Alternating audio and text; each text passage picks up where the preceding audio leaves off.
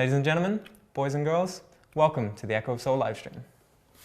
I'm CM Chris. Joining me today is GM Arden. Hello. Our resident expert on everything Echo of Soul, and Klaus, the head of product management, who's overseeing the team bringing EOS to the West. Hi guys. We've got a ton of content we're really excited to show today. We'll be giving you a first look at the game launching on May 4th. And shortly around then, we'll be sending out the first wave of beta keys. If you're feeling a little impatient, you can become a founder. Founders will have secured their spot in the beta alongside getting some exclusive goodies. So we have a ton to get through today, and we'll be starting off in character creation before clearing the opening section of the game. We'll do some QA with Klaus in the QA corner, and we'll be running a dungeon. So without further ado, we're about to crack on. Klaus, we'll join you in a bit. Cool. And John, why don't you start telling me about the classes? All right, Chris, we're going to jump straight into character creation by way of stopping it by the class selection. So first up, my first choice, the first character I played in Echo of Soul, maybe it will always be my favorite, is the warrior. Simply amazing looking. He is as tanky as he seems. As you can tell from the size of his weapon, he is a melee frontline fighter. Now, something we'll see across the classes, broadly speaking, there are two specializations you can dive into. The warrior's attribute is rage, and he will use that to either become an attack-fueled berserker or a more defensive protector. With the berserker skill line, you're going to be using that rage aspect to link together attacks to continually output damage, sustaining it over time. Or else with the protector, you've got more of the traditional MMO hard tanking ability. He's got a lot of self-protecting skills. He's got shields, he's got your pulls, your taunts, that sort of thing. So it's going to be interesting to see how either of these will be used, what sort of specializations people are going to build out into. Second up, which happened to be my second choice as I was going through character selection. Were you just going from left to right? I was just going from left to right, Chris, yeah. I picked a rogue despite the fact that I wasn't traditionally born to a sort of squishy, high damage output thief class, if you will. But I was really interested in the two specializations offered by the rogue.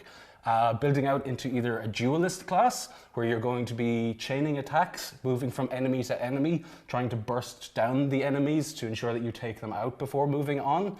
You can either take that route, or you can become an assassin. Assassin's one of the higher difficulty classes, if I could say that, in the game, where he'll be putting down a lot of status effects, a lot of dots, a lot of really damaging skills to put on your enemies, but something that's going to require a lot of expertise on your behalf to make it work really effectively. It's an interesting class. Like I said, it wasn't one I thought I'd be drawn to. But one that you quickly find... Yeah, I'm maining a rogue now, to be honest, yeah. So personally myself, I was playing the Elven classes. The first one I played was the Guardian. So Guardians take on this sort of traditional melee AoE role. So their kind of pathways are based on the elements. Okay. So a Storm Guard has these huge damaging lightning imbued attacks that have wide AoEs and deal a lot of damage. Yeah. Alternatively, and my favorite path, is the Earth Guard, because the Earth Guard has, they say it works as an off tank because of the high evasion stat. Yeah. But it basically means that you can tank a lot of the damage and you can pull a lot of the aggro. But most interestingly down the Earth Guard path is there are a lot of spells like when you're choosing your options. Yeah. There's one that says, okay, I'm going to pull all of the enemies towards me and take all the enemies.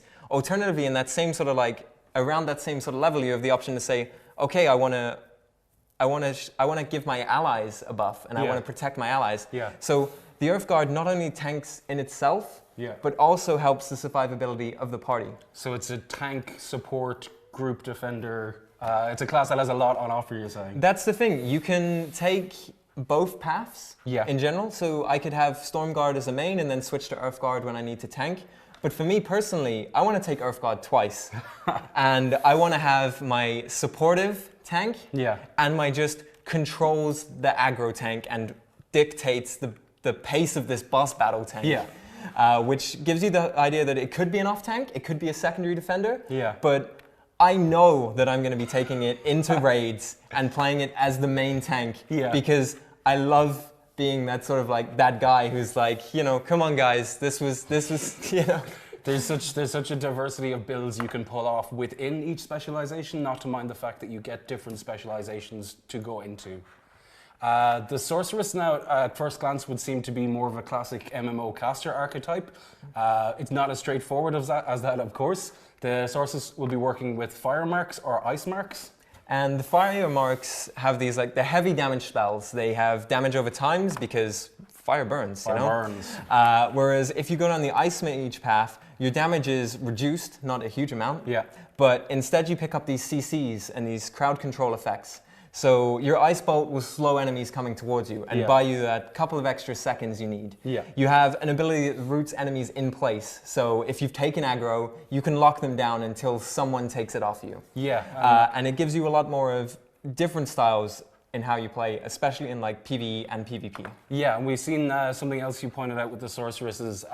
They'll have skills not just to affect the enemy, but also to take themselves out of battle, like something that will give you a knockback to take you out of range. If you're playing something like a sorceress or a rogue, you're going to have to be aware of what the enemy is doing and not just sit there and get eaten alive. You'll need to be moving away. You'll need to be responding to skills, as we'll see in a bit more detail later on. Some of the squishier classes have this idea that they can almost get out of jail free by using these abilities. But your melee classes, like your Guardian and like your Warrior, they will be on the pursuit and forcing you to come to them. I've seen in PvP, I've been grabbed as an archer by Guardians too many times to completely wipe them off. So they've got these movement spells, but there are also people hunting you down and chasing you out. So you said you'd played Archer? Yeah, I'm a pretty big fan of the Archer because it's one of the most interesting paths to me and one of the most interesting characters to me.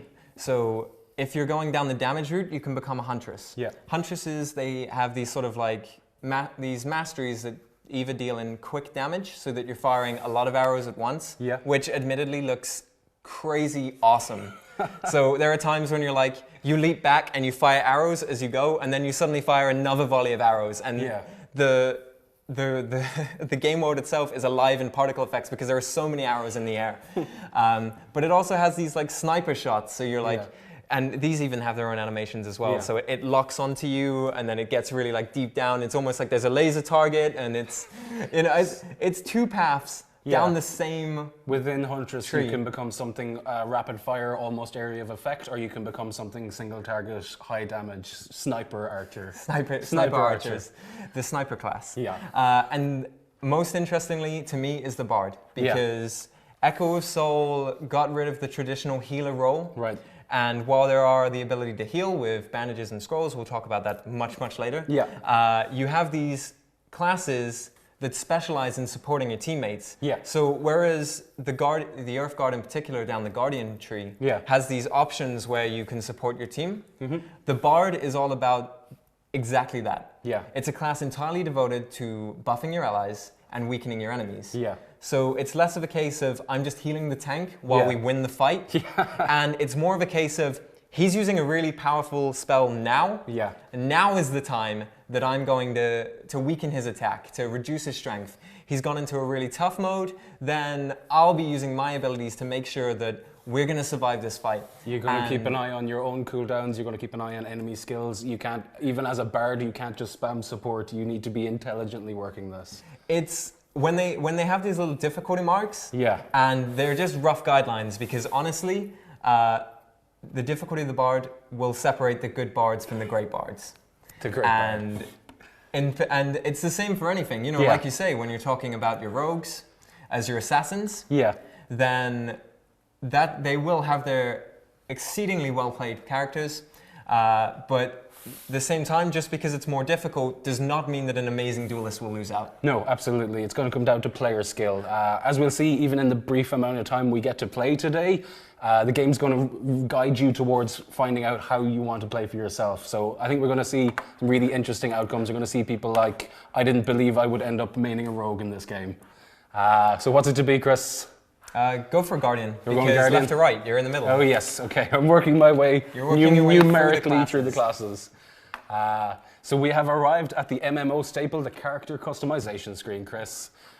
We've got a lot of options unique to each of the classes, so you're not going to see Sorceress's hairdo copy-pasted across onto a Guardian. And definitely not onto a warrior. No, unfortunately, not yet onto a warrior. We're going to see the hairstyles at first. They're ranging from the very glamorous, the very beautiful and hair flicky, to something a little tidier, maybe more battle appropriate, to something frankly... It's completely inappropriate for combat. She has a sense, Chris. She can see. She'll be fine. We're going to take something a little more normal, if we can call it that. I do quite like that too. And of course, you can cycle it through any number of slightly natural, beautiful ginger, to outlandish green and everything in between. We're going to settle on something a little more human, perhaps. Moving swiftly on. There's a number of different facial constructs as well. So you can choose between these kind of more blank or more stern, traditionally elven sort of faces, these cartoonish kind of gazes to just, she was a little bit angry, man. She was a little bit angry. She was a little bit angry. To these very soft faces. Yeah. You can also choose a variety of different presets for skin color. Right. So you have some more traditional skin colors. Yeah. And some just absolute. You made Smurfette. That is Smurfette. We made a Smurfette. Let's roll Smurfette. Some very outlandish and different kind of color styles. Yeah. Depending on what you personally want to play. Yeah, exactly. In addition to this, as we were saying, each of the presets, they're class specific, so you're not going to get them copy pasted across. Each of the eye selections are the same deal. We're moving from something quite human away to something a little bit more elven, something a bit cat-like, that's kind of cool, to something terrifying. Absolutely demonic. Beautiful in its own way. We're maybe not going to roll something as scary for this view because we don't want to scare away our Twitch viewers. So we're going to settle on something slightly more humane for the eye selection. Another aspect of customization, the one that's unique to the class, again, they're the tattoos. So again, a lot of these are personally like class specific. So you won't find these very scary vampire kind of eyes. Beautiful. Or the vampire lips on the sorceress, for example. No, exactly. They're going to have a different set of tattoos that are sort of thematically assigned to that class. Like being in the Kiss Army. Like being in the Kiss Army. Who wouldn't? So something to walk away from this if you're into numbers, and because there are like concerns about customization, stuff like that, is we did some number work, and I hate numbers, so you're welcome for this.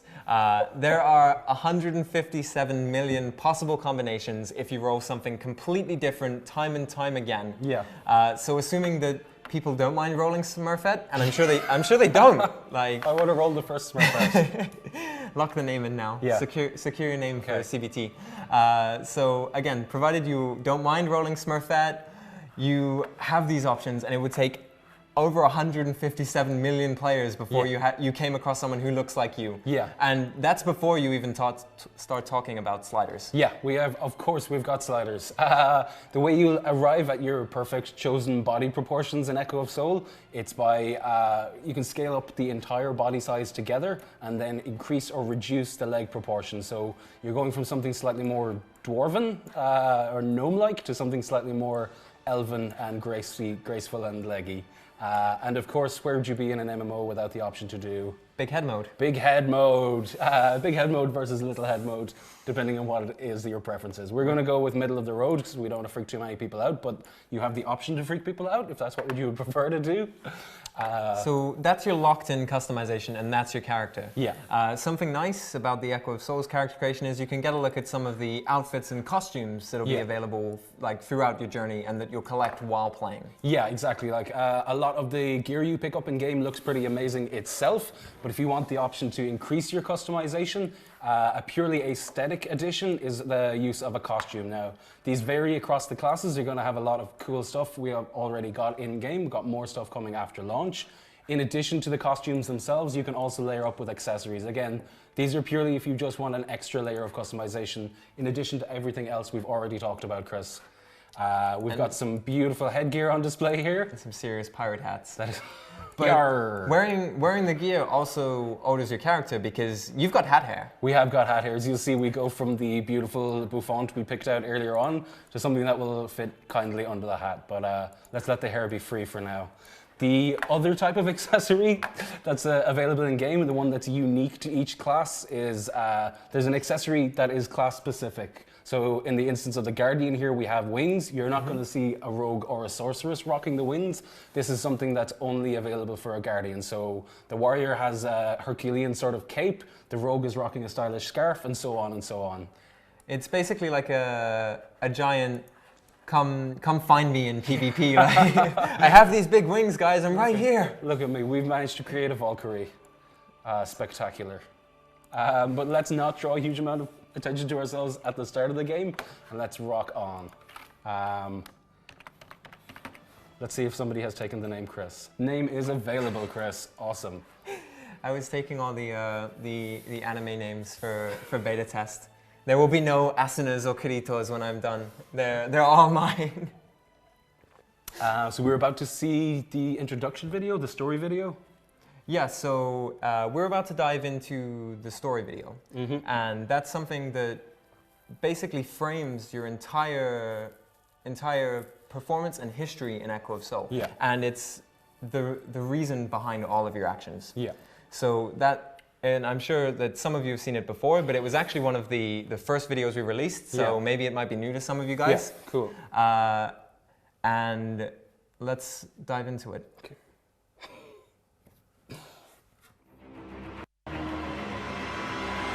In the beginning, there was the war of the creators, gods and giants, ancient beings bound by blood and hate, fought for supremacy. The immortals fought with such brutality that the world was nearly torn apart. In the end, the giants succumbed to the gods and the world was soiled with their blood, threatening to corrupt the world tree, source of all creation. To prevent the unthinkable, the goddess Frigg was forced to fuse her spirit with that of the world tree. Despite her sacrifice, an evil force emerged, determined to exact revenge and destroy all forms of life. You have been chosen by the gods to be their soul keeper. The future of the world rests on your shoulders. Are you ready to meet your destiny?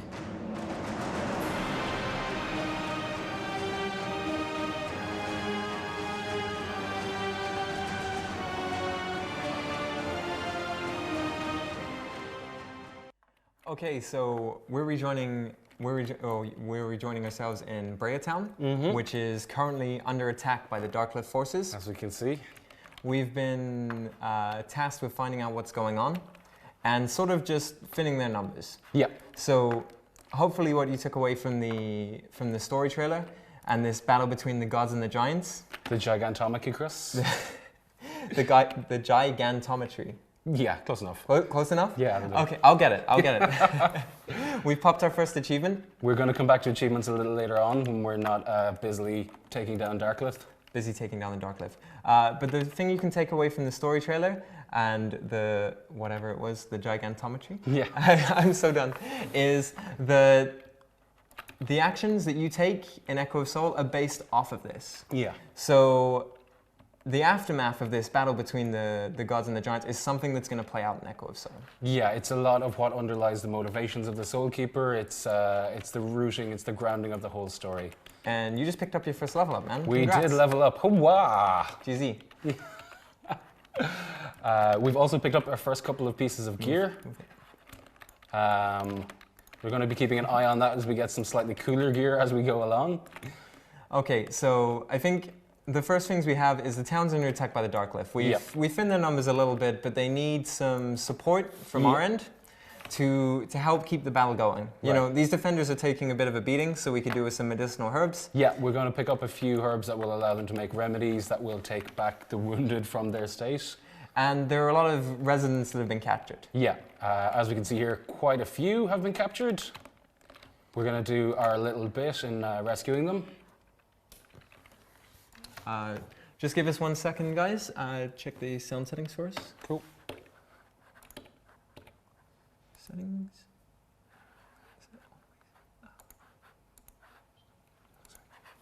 Yeah. Yeah. So don't forget that towards the end of this section, we'll have a chat with Klaus in the QA corner. So use the hashtag EOS Live, send us your questions, and you might possibly end up being a founder at the end of this. Oh yeah. So okay, back into where back into a game with sound, thankfully. Yes. Which is a start.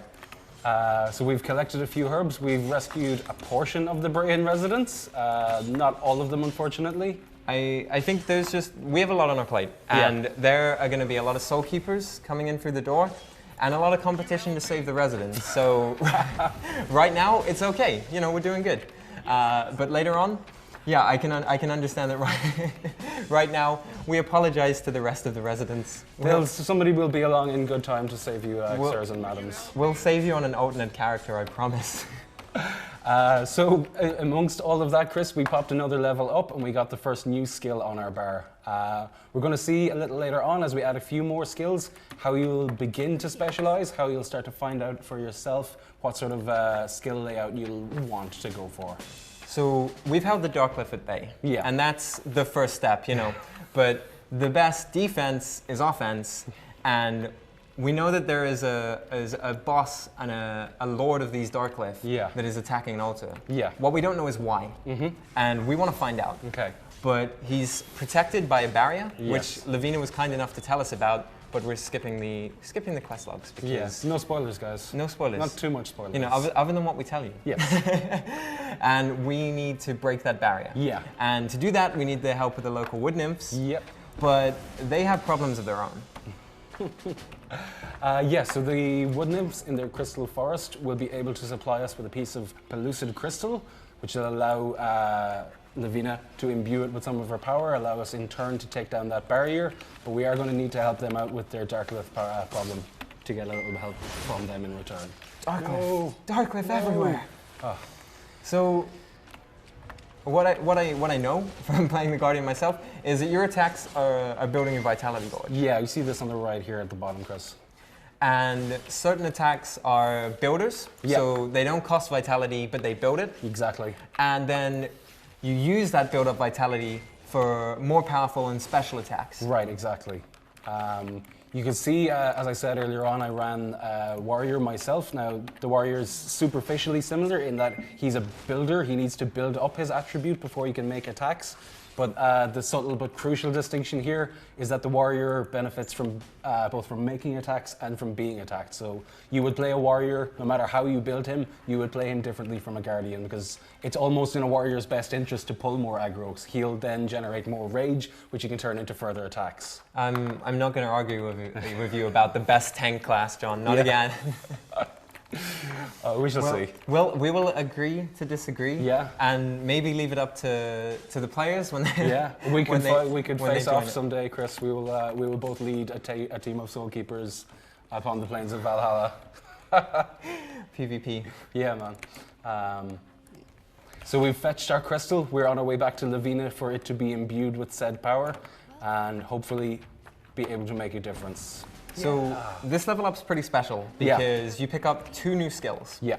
And one of them is really, really useful for making use of your vitality. That's right. So we unlocked an Execute, which when an enemy drops below 50% HP, Yeah. you can expend all of the vitality in your gauge, a sort Right. of like all or nothing kind of assault to finish Yeah. off an enemy. Yeah, exactly. The alternate path we picked up is the Earthen Wrath, which is an AoE. So it's an AoE dot. Yeah. So if we're pulling a lot of aggro and we have a lot of mobs around us, Yeah. pop your Earthen Wrath. You'll see a small indicator on the ground, Yeah. which will show you where it is, and the enemies around you will be taking damage. Yeah, so as I hinted before, you're starting to see how you diversify your build. You'll start to see how you might want to make that choice when you hit level 10 of what specialization you'll go into. So as you introduced, We've got two skills here. One's a really high damage single target execute. The other's a lower damage but a constant damage and a constant damage over time over an area of effect. So as you play, you'll start to see more and more for yourself what sort of path you might like to choose. Which I think is something really interesting because a lot of the skills that go into the mastery tree that we'll take a brief look at later on are built off the skills you're getting now. Yeah.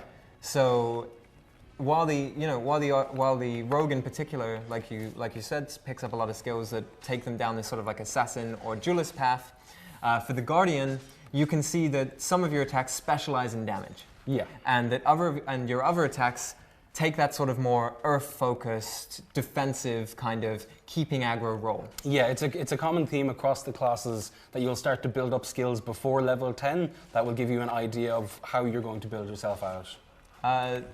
There are a lot. I mean, it's good we've got some new Soul Keepers coming in Yeah. because some of these guys didn't make it. We're going to need some new Soul Keepers. We're almost there, Chris. So again, we've reached the altar, and you can see that Diamond is behind this barrier. And this is our first sort of like mini boss encounter. Yeah. So I say dive in, and let's just fight him. Okay, here it goes.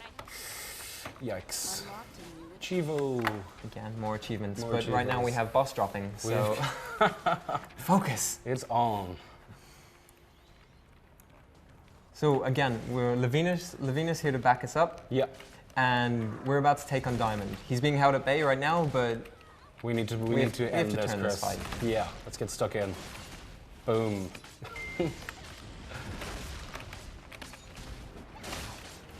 and again, something that you'll notice about Yeah. something you're looking pretty swish. Thank you. Oh god, Whoa. this isn't even his final form, John. Yeah. Just run. Just run. No, it's okay. You can fight him. Trust me, you Get can him, fight I'll him. get You can him. fight him.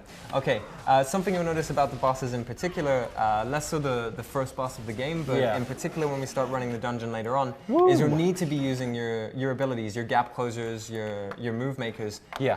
to their best effect to avoid AoEs and to make sure that you're taking as little damage as possible. Yeah, we saw there really briefly that there's a dodge roll. There's a different sort of evasive skill available for each of the classes. So whether you're an archer or a rogue or even a warrior, you're going to want to be aware that you can get out of the way of damage if you're paying attention enough. You don't need to take silly damage. You can fight intelligently. So I think we found a point where we can just sit down and look at the achievements. Like, relax. We finished Echo of Soul. No. There is a lot more to go. Just kidding. This is the first mini boss. Yeah. So we can finally have a look at the achievement menu. Yeah, so we were popping a lot of the smaller achievements just straight away as we went, but seeing as we just saved Breetown for now, we got a Valor reward, we got a story-related achievement, and that's going to introduce us to the huge breadth of achievements that is available in Echo of Soul. There's something here for everyone, really. If you're a PvE monster slayer, then you get something going from 100 monsters up to the frankly terrifying 100,000 monsters achievement. Again, as I said, there's something for everyone here. If you want to specialize in dungeon running, you'll get achievements from the very low to the very difficult to accomplish. You'll be seeing achievements for all of the crafting roles that we're going to introduce briefly later on as well. There's some really interesting ones. There's some really And there's achievements for pretty much everything, depending on your personal play style and how you're taking the game. Yeah. So if you die, like it happens to When- all of when us, you okay?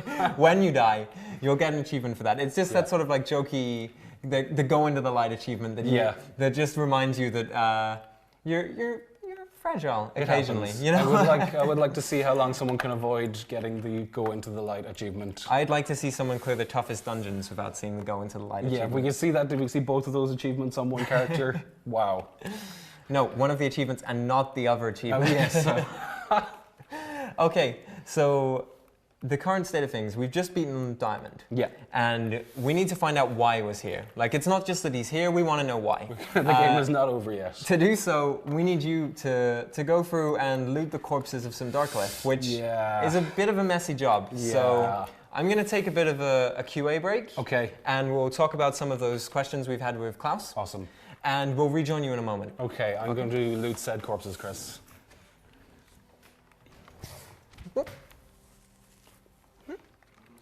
don't lose anything. How's it going, Klaus? Pretty good. Looking awesome. Are you enjoying the game so far? Oh, definitely. Okay, so we'll leap in with some of the questions we've had from the audience. Sure. And one of the first ones that has come up is, how did Aria and us ourselves reach the point where we're publishing Echo of Soul? Oh, that's a good one. Well, basically, what you have to know is that most people at Area are like passionate gamers themselves. Myself, of course, John over there, obviously, he's doing that job. And Not so me. I see. we're looking. I see how it is, not me. Well, you're getting there. For sure. And so we're always on the lookout for great games. And Echo of Soul was really, popular in Korea and then got published in China and Thailand. So it popped up on our radar, and we wanted to take a closer look, and found it was, an awesome game. So we put everything in motion to get that game to the West, and lucky for us, Envious took us on. They're our developer, and so here we are. And that's the point we're at now. So you mentioned Envious, the developers. So who are they? Like, tell us a little more than just the developer. Yeah, the developer. The developer.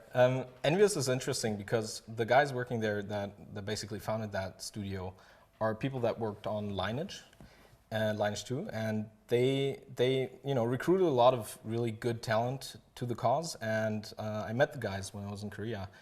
Dedicated team, great people. So pretty much shows in the game for sure. That's absolutely amazing.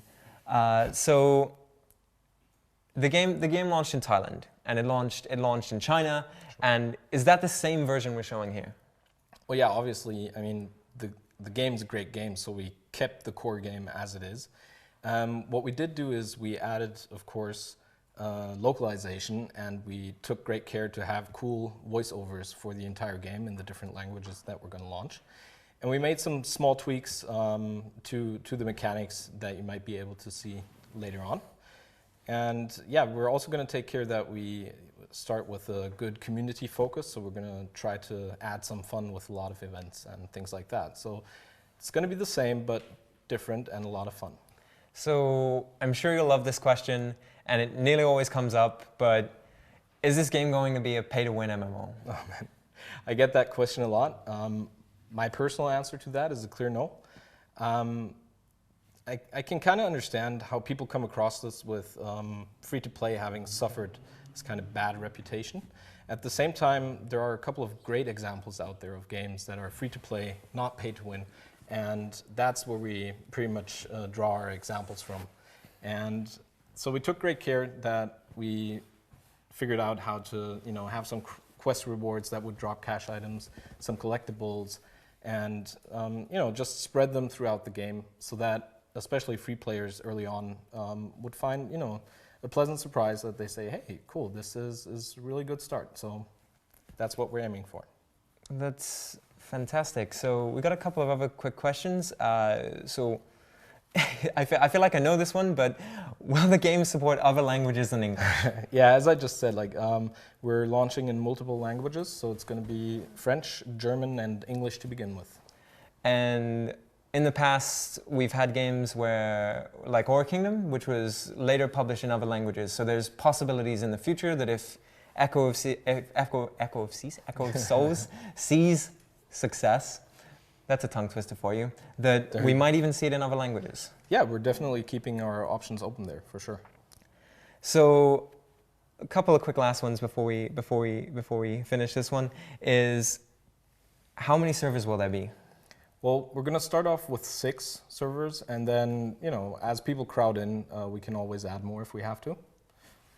I'd be happy to see that for sure. Again, another one we've discussed already. So when can we play the game? Yeah, like you mentioned in the beginning, beta starts May the 4th, and we'll start sending out beta keys from there. So everybody who's signed up definitely has the chance to get in. We'll be doing several waves because obviously we need to make sure everything's running smoothly. And if you're more on the impatient side, obviously you can also become a founder right now. Some cool stuff there, and guaranteed access for sure.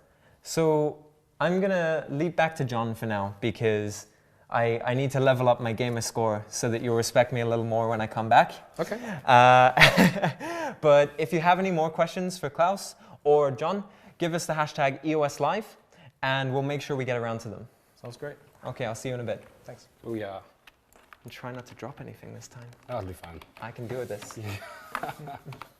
Welcome back. It's nice to see you again, John. Did you miss me? Hello. I did. I've been busy, I'm afraid, Chris. There's still a lot going on here. We're learning from Lavina a little bit more of the backstory of the historical events you were introduced to in the intro movie. We're going to start to learn about the motivations of Soul Keepers, what has happened in the world here, and what we can do to help.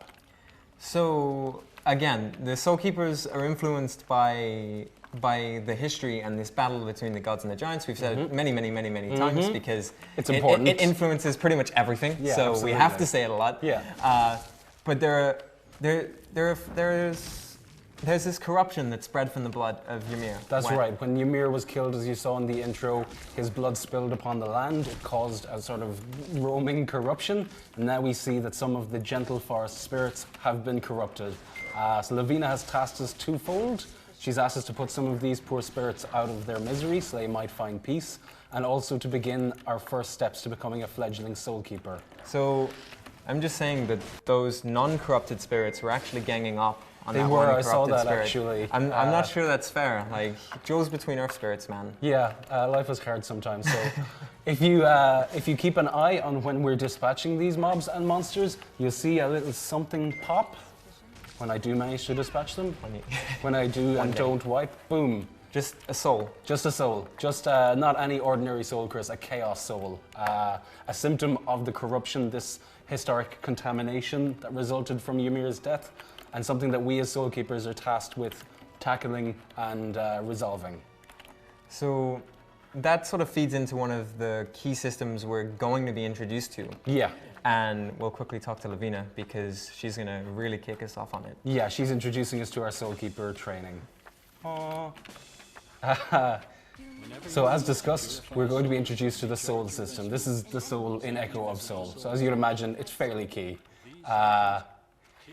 When we get past the tutorial. when we get past the tutorial and perform our own tutorial, when you gain these chaos souls from the vanquished corrupted spirits, there's a way you can put them to use. Now, first of all, for soul purification, you will need to be in the vague proximity of a soul sanctum, such as this one. You'll see these dotted all over the world, from the biggest towns to the smallest sleepy hollows. You'll be able to find one. When you're standing in proximity to one, you simply open your soul satchel, you observe your number of contaminated souls, and then You purify them. boom, Chivo. So that's our first purification. And you can see right off the bat that our souls have been purified into 4 states. Yeah. So again, if you think that like each soul has its unique attribute, say maybe I'm a little more hopeful than you, and you're a little more innocent than me. Oh, were we corrupted by the blood of Ymir and our souls were purified? I turn into a soul of hope, and you turn into a soul of innocence. Yeah, so moving swiftly on, we'll come back later on. We're going to see a few of the systems whereby the purified souls can be used to the benefit of a soul keeper. There's just a couple of points we're going to cover before we move on. And what I was saying by that was it's random. Yeah, it's random, not a personal comment. So again, there's benefits to purifying souls at the best opportunities. Yeah. So pretty much if you come across a soul sanctum, you want to be purifying your soul. There's no reason you wouldn't, I suppose. Partly because you can hold more purified souls than you can chaos souls. Absolutely. You have a capacity for 4,000 purified souls, whereas your capacity for the more volatile chaos souls, it's down at 275. So you're going to be missing out on, as we'll show you the benefits later on, you're going to be missing out on a lot of a buff, a lot of experience, a lot of things that will help you if you're not purifying frequently.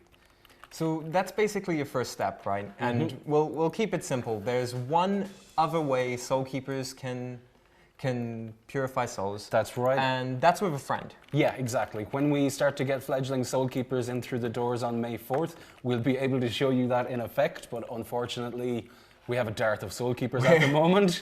We're all by ourselves today. Oh. So basically, if you ask another soul keeper to purify with you. It's co-op purification. Yeah. There's a quest that Lavina wants to give us for it. Yeah, And that means that you can purify anywhere on the map. yeah. You don't need to be in the proximity of a soul sanctum. The energy of the two soul keepers' souls combined to negate that need. Purifying by yourself is difficult. It takes a stroll. If you've got a buddy, Yeah. you can do it anywhere. Yeah. So that's great. That makes sense. There is one other benefit, though. Yes, there is. When you purify alone, you're purifying 2 chaos souls to 1 purified soul. Now that's good. I mean, it's okay. When you're purifying in a co-op mode, you're getting a 1-to-1 exchange rate. Because there's 2 soul keepers' souls purifying them, you get a 1-to-1. So your 2 chaos souls here will become 2 purified souls. It's literally twice as effective.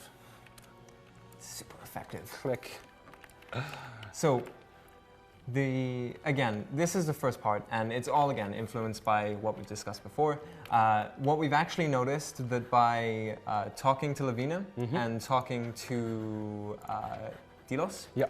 is that the reason the Darkclef were attacking Breatown is because there is a fragment of Ymir's soul, Ymir's soul hidden in the altar. And that was the reason the Darkclef were attacking. Yeah.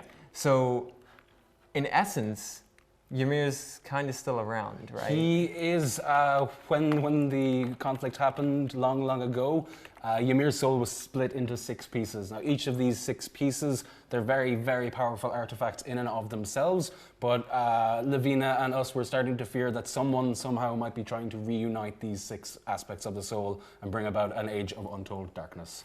So, That simply won't do, Chris. so again, that's part of our focus and our actions. Yeah. So, the motivations of the Darkclef, the motivations that we're experiencing right now, are all after effects of the war between the gods and the giants. Yeah, it's still being felt throughout the world.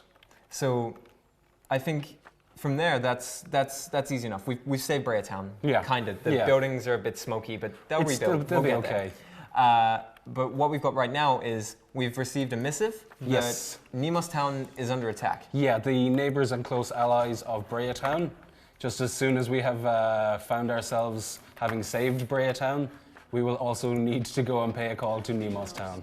So before we go, because as much as I love there being a reason to dash off, John, you've got mail. Well spotted, Chris. We'll save you later, guys. We'll save you later. All in good time. Yeah, so the mail system, as you'll see, there's going to be a mailbox in every town. They will pop when there's something new here for you to see. Our first piece of mail here is a Valor Reward. This is what we get for the achievement we popped when we saved Breatown, and it's pretty nifty if I say so myself. So, is that a pet? It is a pet, Chris. We've got our first pet on screen, and it's an anteater, which shall be named... my apologies. that should be named Soul Skill. Soul Skill, the pet.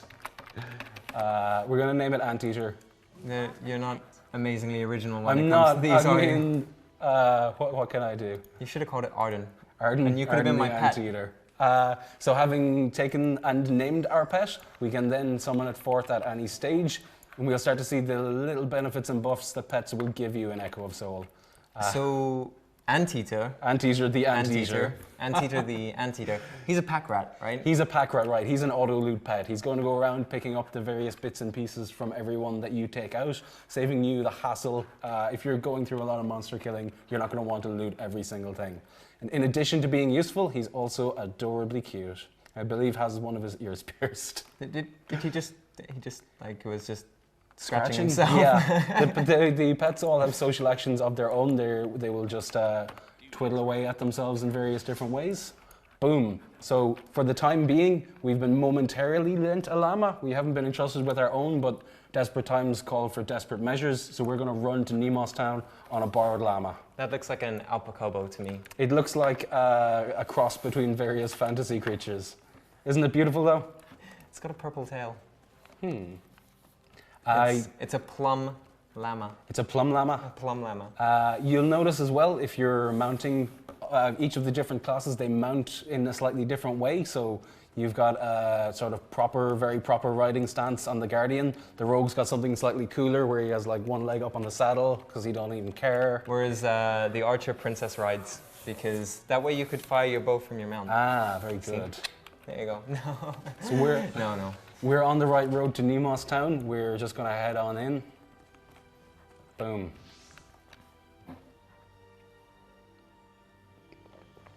This was once the most peaceful town in Levens. Then the goblins And I think appeared and one of the started really, really terrorizing our cool home. things in Echo of Soul is that all of the towns have like backstories, or nearly all of the towns. There's a couple of Sleepy Hollows that are Sleepy Hollows because they're Sleepy Hollows. You Yeah. know, it makes sense. But there's nearly always some reason We need your help. for you to be in a town and some history to Yes. being in a town. So Nemo's Town is like your first sort of like market and trade town. So it has this sort of like, there's a lot of people and they learn a lot of new things here. Yeah. Whereas like some of the later towns, they have more backstory with the creatures around them and protective charms placed on them and stuff like that. So everything feels like it sort of fits and has a purpose. Yeah. So if we're sent to a town to kill goblins, it's because the goblins are attacking the town. It's Yeah. not because the goblins are standing outside. Right? No mindless slaughter. We There's- have some genuine motivation as soul keepers. There's possibility that the goblins standing outside may one day attack the town, so please kill them we before. need a preemptive strike on said goblins. Please go now. So, back in all seriousness, we've been asked by both the militia commander of Nemo's Town and one of the town residents to do a couple of things here. The town commander is asking us to retrieve some of the cunning town residents who have taken refuge from the siege. At the bottom of a barrel. We're going to find them. We're going to scrape the bottom of the barrel for these guys. Oh, don't say that. They're nice guys. They're nice. They're also quite intelligent. I mean, it seems to have worked. They've kept out of the way of the goblins. We've also been asked to take down a few of the goblins. One of the townspeople has lost someone very special to her to the goblins, and she wants blood, Chris. Wants revenge. She wants revenge. She is going to have it. An eye for an eye. Yeah.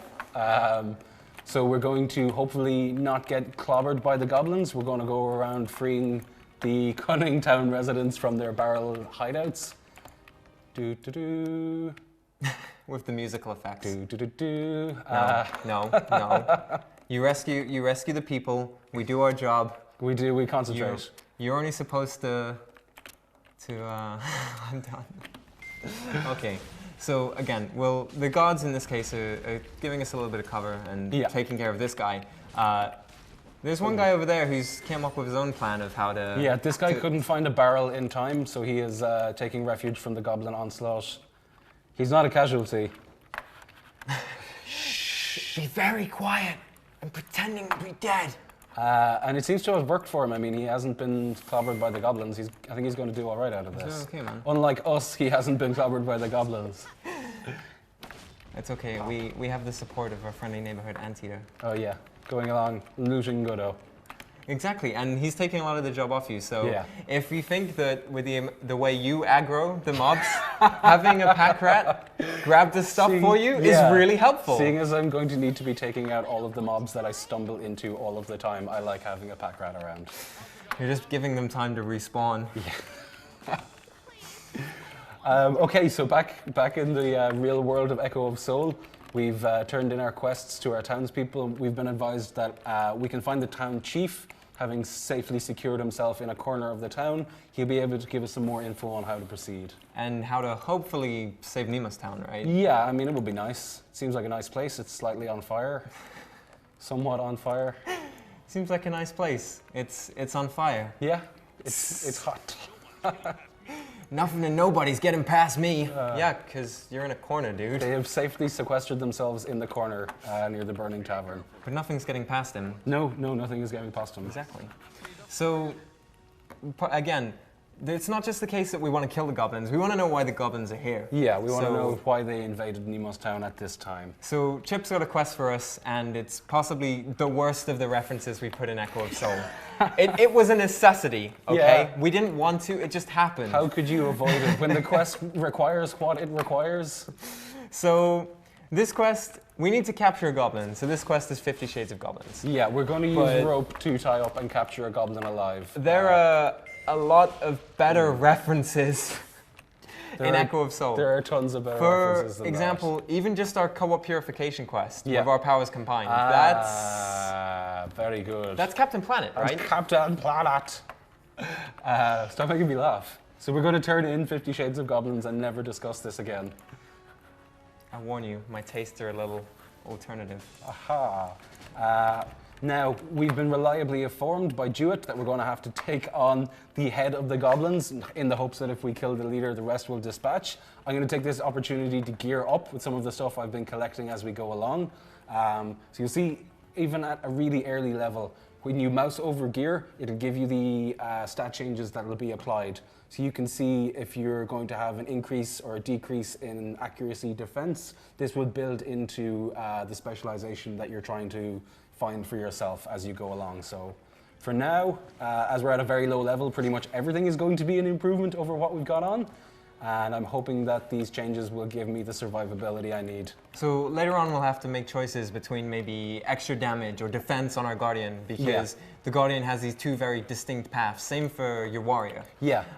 Whereas maybe the Rogue has a bit more where it's like it has to decide between critical hits or like attack speed or stuff You'll like that. find every class will find gear that is notionally specialized towards their chosen path. So you'll find an Earth Guard set of gear or a Storm Guard set of gear, but it's not completely exclusive. You, as a Storm Guard, could choose to wear an Earth Guard set if you're crazy like that. If you want to be flexible rather than really powerful. Maybe that's just me. Maybe I'm the only one that builds sub-prime characters. You're not too fussed. No. That's fine. So again, we found Lord Kellyan.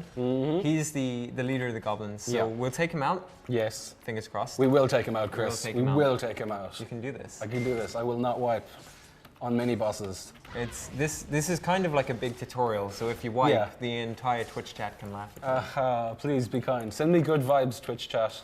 I'll laugh at you. You can laugh. You can laugh on their behalf. It's okay. Yeah, we took him down. It's okay. I shall live to fight another day. And That the achievement will pop another day, John. Always, this achievement looming over you. You always remember your first, John. so we will hopefully make our way across burning Nemos Town without pulling the entire goblin horde down on us. Oh, townsperson's still playing dead. Don't give him away. Don't step on him. So hopefully we've made pulled. You're just course. collecting souls, man. Yes. It's not that John is that John is just pulling everything. He's collecting souls. Yes, we're going to collect as many souls as we can, because as we hinted earlier on, collecting as many souls as possible will reap benefits. So again, the sort of like the key thing here is we save Nemos Town, and that allows us to go in and use this market town as what it was before, and use it in its prime. Yeah. Which, using the water from the waterfall, we can now see. We've put the fires out, and things are getting a little bit more back to normal. Yeah, as you said, we're going to be able to learn a little bit about what goes on in a market town, but just really quickly, if you saw it pop there, we got another skill. Now, there are no goblins left around for us to use it on, unfortunately, but this is an important skill to note. This is your interrupt skill. So again, every class is going to have something like this. They will have interrupting abilities. They might vary a little from class to class depending on the nature of the class, but it's important that you know this and that you know when to use this. So, especially in party play, because interrupt skills tend to have not an amazingly long cooldown, but like a reasonable cooldown. So if you miss your interrupt, Can I help you with something? you're going to be hit by one of the boss's toughest attacks. Yeah. And there's no healer to really sort of patch you up. So either you're going to be chugging a potion, Yeah. or begging that the bandage gives you enough enough health to survive. Yeah. But if you've got a buddy with you, you can call him over, hopefully through a chat if you're really lucky, and be like, interrupt him now. Interrupt him now. Because if you try and type interrupt him now, It'll be too late. or pray he's got enough foresight to help you. Yeah. And do it for you. And particularly in party play, where maybe you've got a lot of mobs that have interrupt spells, or interruptible spells, may I Interruptibles, say, yeah. and you need to rotate who's interrupting what. Yeah. So it really gives this kind of unique sense to the game and how you're playing it, that you're working with your team to minimize the damage. Yeah. And in actuality, you're not healers, because that's not your job. Yeah. But it's your responsibility to make sure that everyone isn't taking huge amounts of That damage. they're not in need of a healer because you've played intelligently, because you're aware of what's happening. So again, rushing back to Nemos Town, we're going to get the opportunity to be introduced to some of the professional skills that is Echo of Souls crafting. So the first thing we're going to pick up is cooking, right? Cooking, that's correct. Cooking is one of the hobbies as opposed to a professional skill. So as you'll see here, you get to learn both of the hobbies. There isn't a restriction in that regard. You can become both a chef as well as a soul expert. There is a restriction on the hardline profession, the real professional skills, so you're going to have to make a choice, but we'll come back to that. For right now, we're just going to introduce you to the very basics of how you learn crafting and how it might be able to help you. So let's pick up chefery. let's pick up chefery. Let's become masters of chefery, or rather neophytes of chefery. Neophytes of chefery. Neophytes of chefery. Achievo. So having traveled to the relevant professional expert in town, you can use them in a variety of ways. First of all, as you saw, we upskilled in the area. We took the craft on to begin with. And now, the chef is a really good example because they are literally recipes in this regard. So we are going to be able to learn these aspects of the craft. We're going to learn our recipes. We're going to learn our recipes literally. Literally. Literally. We've now learned a few of the basic recipes, nothing too flashy. We could be able to see when we open up cooking, you'll be able to see the various things you can make here. So we can make a burger, right? We can make a burger. We make a burger? Yeah, I mean, Okay. let's have Let's actually do the thing. a brief jump into it.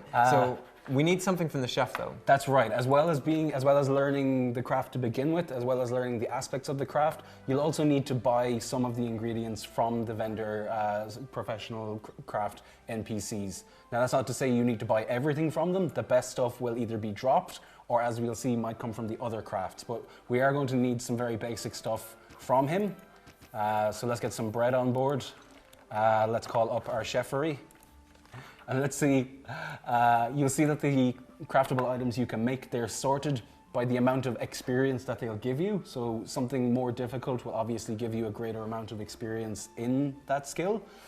You'll also be able to sort them by whether or not you have the ingredients. Now, that's why we got a bunch of bread, so we can make the simplest thing.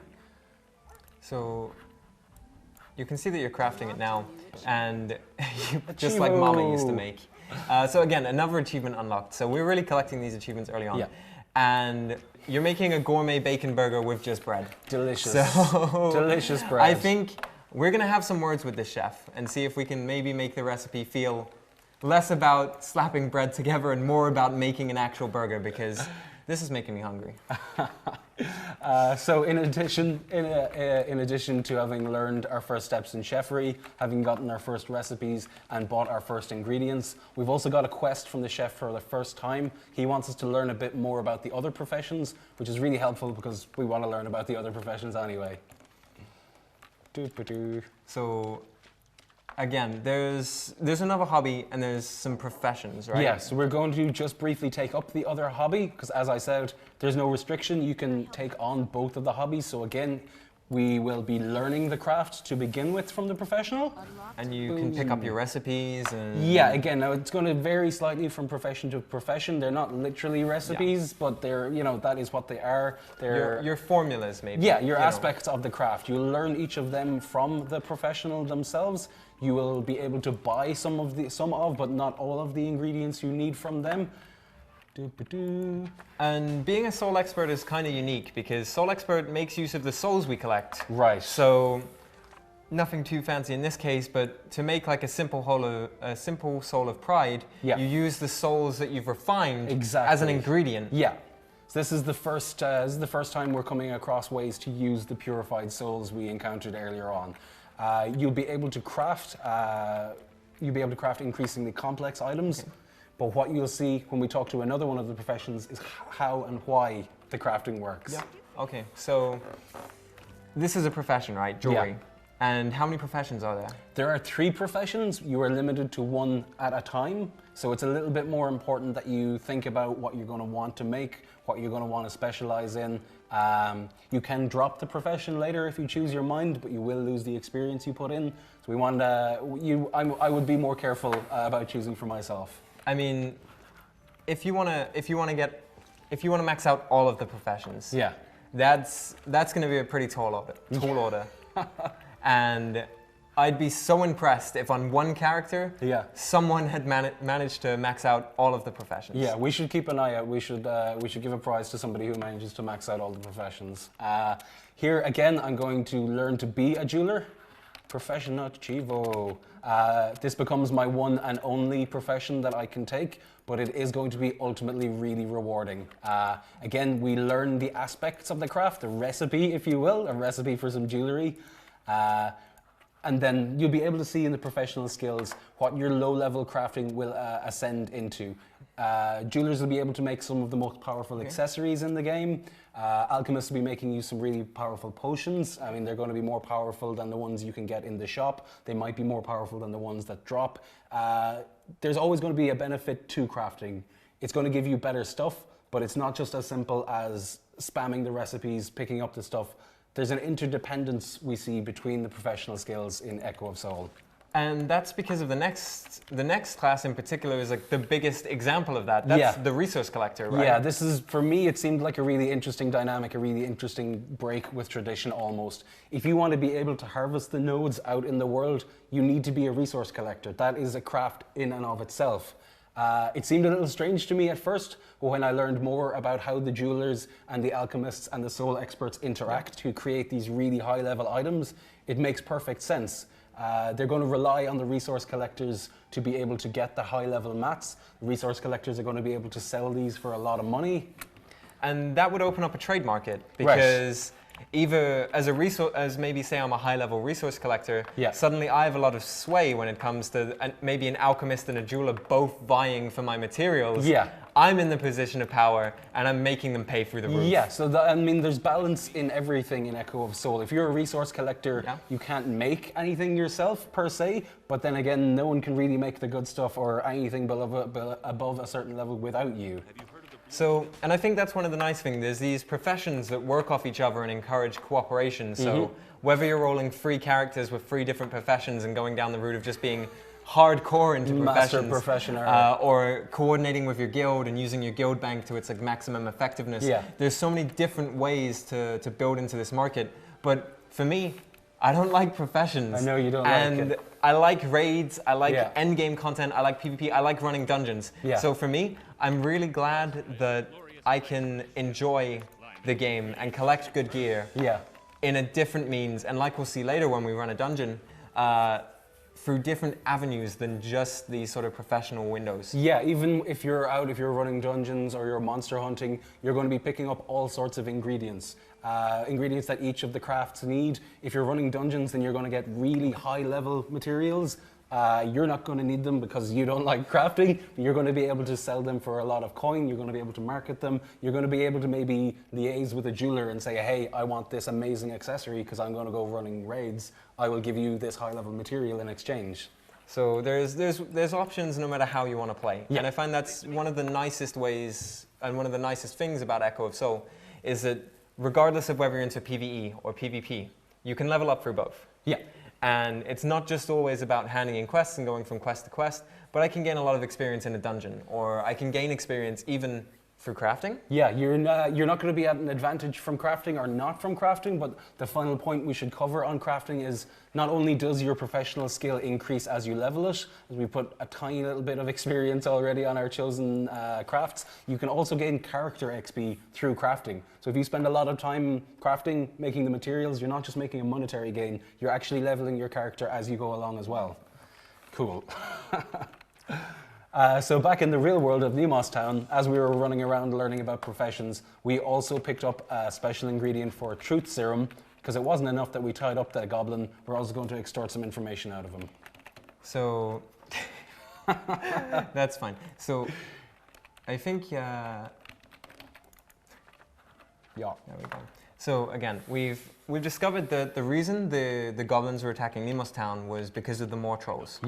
And we're not going to dive too much further into the story from here because... Enough spoilers? We hate spoilers, and we've spoiled enough already. We've given some very vague overviews. We've given vague spoilers. But the important thing to notice, like walking away from this, and I think there's one more thing you should pick up just before we leave, is that, you know, everything is connected. So there's a reason that Nemo's Town was under attack. And like we discovered, there was a reason Brea Town was under attack. Thankfully, it's not always a case that everything is always under attack, but the nice thing for me is that everything feels grounded and there's reasons for everything.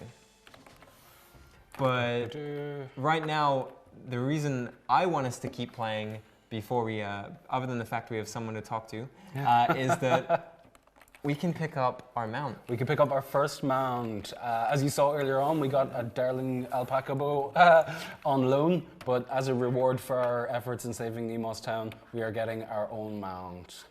What's your favorite color, Chris?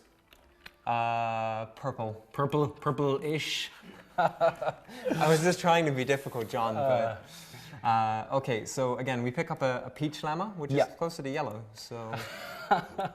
I always find I prefer to slot the mount. I don't know if that's a given. I don't know if No, same. people do that, yeah. You'll find, I mean, there is a fast travel system, something we're not going to get into today. You will find you're mounting and demounting a lot.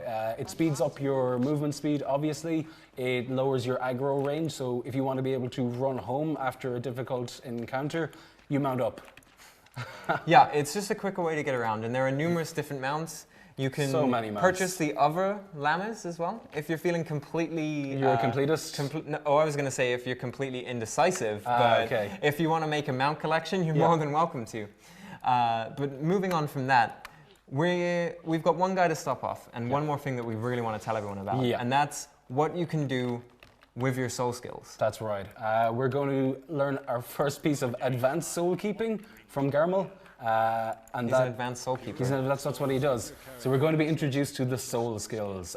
One of the coolest systems in the game, one of the coolest ways to use the purified souls.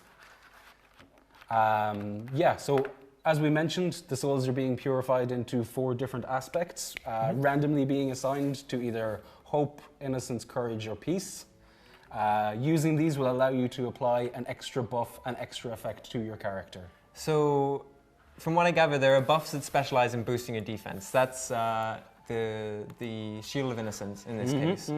But you also have buffs that boost your attack. So Flame of Courage gives you an attack speed boost. It gives you an attack damage boost. It gives you a casting boost. So if you're trying to put out as much DPS in as short time as possible, that's your go-to spell. If you're having trouble tanking a boss fight, or you're having trouble surviving a solo dungeon, then you want to move for the the Shield of Innocence because it gives you the ability to tank that extra damage. So, I mean, do you want to quickly just show us them? Because okay, it's going to be the easiest way to understand them. So you select whichever one it is. At the moment, we have more courage than the other one, so I guess we're going to pop that one. We slot it. It will be on your ability bar, the default T, and then... Boom. So, apart from popping another achievement, you can see the effect of this. And this is similar to what we saw when we were fighting Diamond, right? Yeah, we were having an introduction unbeknownst to us to the world of soul skills. But the wings were bigger. Yes, that's right. As you can see here as well, like crafting like your own character, the more that you use these given buffs, the more that they will level up. So if you're using the Flame of Courage a lot, the effect will increase over time. You will level it up to 5 times. So though we've got kind of titchy wings to begin with, you'll end up seeing quite a large buff because it's having quite a large buff. Okay, so, and that's something that, because it's visualized, you know that if a tank spawns blue wings in PvP, he is going to be unkillable for a reasonable period of time. So either everyone focuses him or you switch targets. And the nice thing in particular is these can either complement or offset your skills. Right, you can double down on something or you can diversify. You mentioned the Shield of Innocence and a tank popping it. Obviously he's going to be super tanky, but if you're running a rogue or a sorceress and you get into a bit of trouble, you pop Shield of Innocence for yourself and you get a significant boost of defense. Will get you through boss attack, get you through a sticky situation. And something that's pretty cool is that these soul skills, they're also used in some of your abilities. That's right. Yeah, when you get to the highest level, and I guess I don't want to give away too much.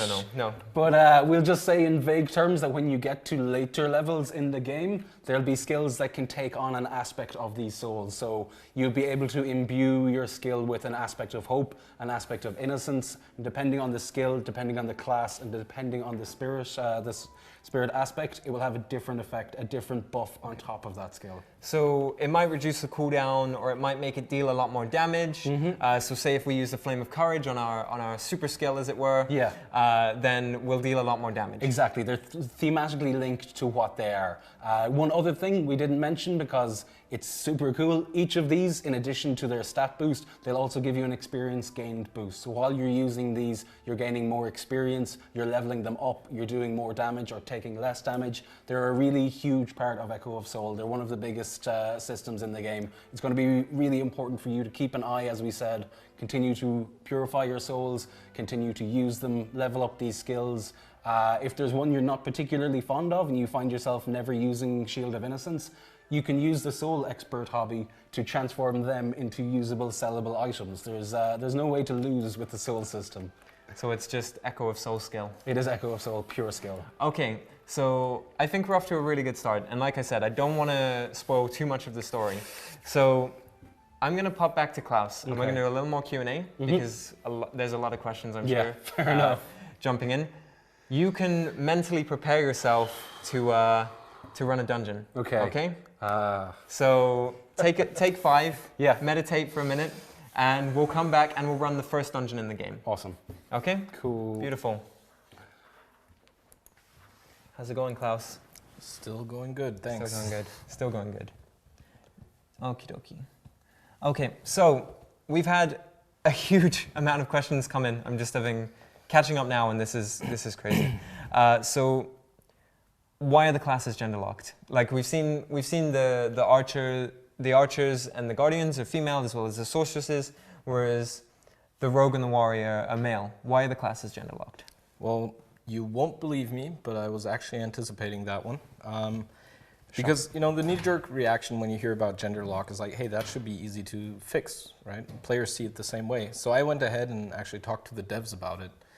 And they gave a really good answer to that, is that they decided on that in order to get a lot of resources used on getting more dungeons out there, getting more monsters out there. And then at the same time, they wanted to prepare to have enough people that could work on a new class coming out shortly after launch. And at the same time, they tied the classes as they are now into the lore and just the way they behave and their skills and their animations. So all of that basically added up to their conscious decision of going with this. So the classes are unique, and if it sort of reaches a point where you have these choices between, okay, do we try and make a character that's maybe like a female rogue?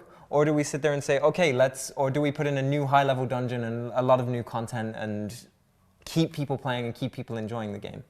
That's pretty much it. So I think that's a reasonable, you know, as a PvE player and a raider, I kind of appreciate that.